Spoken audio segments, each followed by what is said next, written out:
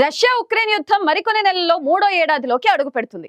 ఈ నేపథ్యంలో ఉక్రెయిన్ కు కొత్త కష్టాలు మొదలవుతున్నాయి. ఇప్పటి వరకు రష్యాతో పోరాటం చేసిన ఉక్రెయిన్ సైనికులు ఇప్పుడు పలాయనం చిత్తగిస్తున్నారు. యుద్ధం భీకరంగా మారుతున్న సమయంలో ఉక్రెయిన్ సైనికులు భయపడి పారిపోతున్నారు. తమ కళ్ల ముందే తోటి సైనికులు ప్రాణాలు కోల్పోతుండటంతో భయంతో వారు యుద్ధ రంగాన్ని వదిలి వెళ్లిపోతున్నారు.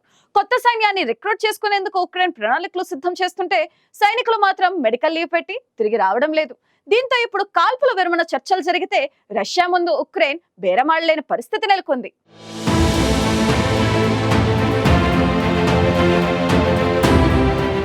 రెండున్నరేళ్లకు పైగా సాగుతున్న రష్యా ఉక్రెయిన్ యుద్ధం భీకరంగా మారుతోంది. లాంగ్ రేంజ్ మిసైల్స్ ఉపయోగించడానికి ఉక్రెయిన్ కు అమెరికా గ్రీన్ సిగ్నల్ ఇవ్వడంతో ఉక్రెయిన్ దాడులను ముమ్మరం చేసింది. మరోవైపు రష్యా సైతం యుద్ధంలో దూకుడు ప్రదర్శిస్తోంది. రష్యా నుంచి భారీగా డ్రోన్లు క్షిపణులు దూసుకొస్తున్నాయి. దీంతో ఉక్రెయిన్ సైనికులు యుద్ధ రంగంలో ఉండేందుకు భయపడుతున్నారు. కొంతమంది సైనికులు యుద్ధం నుంచి తిరిగి వెళ్లిపోయేందుకు సిద్ధమవుతున్నారు. దీంతో ఒకవేళ కాల్పుల విరమణ చర్చలు మొదలైతే ఉక్రెయిన్ పాలకులు రష్యాతో బేరమాడలేని పరిస్థితి తలెత్తుతోంది. రష్యాతో యుద్ధం మూడో ఏడాదిలోకి చేరుకుంటోంది. దీంతో రష్యాను ధీటుగా ఎదుర్కొనేందుకు అదనపు సైనికులను, ముఖ్యంగా 18 ఏళ్లు పైబడిన వారిని సైన్యంలోకి తీసుకోవాలని అమెరికా ఒత్తిడి తీసుకొస్తోంది. ఇప్పటికే యుద్ధంలోకి వచ్చి దాదాపు 1,00,000 మంది తిరిగి వెళ్లిపోయారు.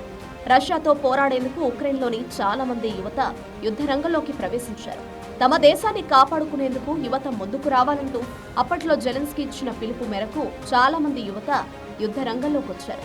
అయితే వాస్తవ పరిస్థితులను గమనించిన తర్వాత చాలా మంది ఉక్రెయిన్ సైనికులు వెనక్కి వెళ్లిపోయారు. అయితే దాదాపు 2,00,000 మంది యుద్ధం రంగాన్ని వదిలి వెళ్లిపోయారని అధికారులు అంచనా వేస్తున్నారు.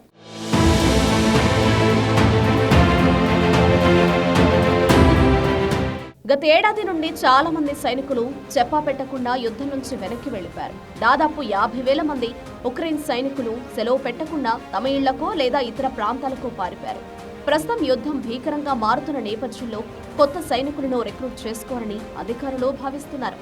ఇలాంటి సమయంలో చాలా మంది వెళ్లిపోవడం, మరోవైపు సైన్యంలో కేవలం 3,00,000 మంది మాత్రమే ఉండడం ఉక్రెయిన్ ప్రభుత్వాన్ని కలవరపెడుతోంది.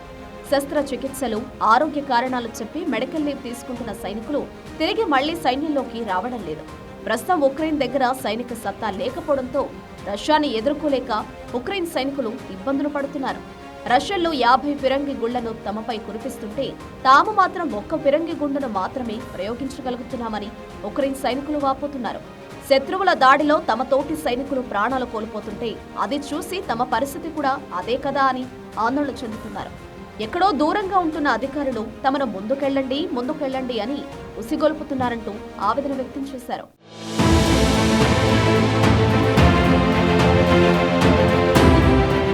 రెండున్నరేళ్లకు పైగా సాగుతున్న ఉక్రెయిన్ రష్యా యుద్ధం ఎప్పటికి ముగుస్తుందో తెలియని పరిస్థితి నెలకొంది. ఇరు దేశాలు కాల్పుల విరమణకు ముందుకు రావడం లేదు. దీంతో సైన్యంలో చేరిన వాళ్లు బయటకు ఎప్పుడు వెళతామో తెలియడం లేదని, ప్రస్తుతం ఉక్రెయిన్ ఆర్మీ జైలులా తయారైందని సైనికులు చెబుతున్నారు. ఒకసారి సైన్యం నుంచి బయటకు వెళ్లిన సైనికులెవరూ తిరిగి రావడం లేదు. ప్రస్తుతం ఉక్రెయిన్ సైన్యం పరిస్థితి దయనీయంగా మారడంతో పోరాడేందుకు సైనికులు లేకపోవడంతో ఉక్రెయిన్లోని ఉహ్లెదార్ పట్టణాన్ని రష్యా కైవసం చేసుకుంది.